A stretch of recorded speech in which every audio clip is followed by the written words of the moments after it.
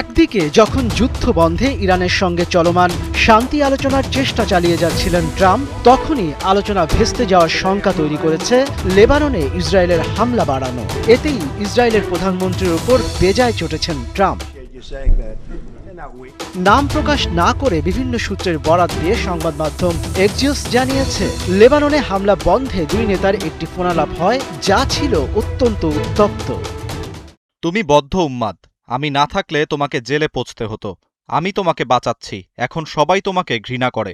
এসবের জন্য সবাই এখন ইসরায়েলকেও ঘৃণা করে। এসব কি ছাইপাস করছো তুমি? এগুলো করতে থাকলে কেউ আর তোমার পাশে থাকবে না। ট্রাম্প ও নেতানিয়াহুর সম্পর্ক দীর্ঘদিনের। কখনো প্রকাশ্যে ঘনিষ্ঠতা দেখা গেলেও ব্যক্তিগত পর্যায়ে তাদের মধ্যে একাধিকবার মতবিরোধ ও উত্তেজনা তৈরি হয়েছে।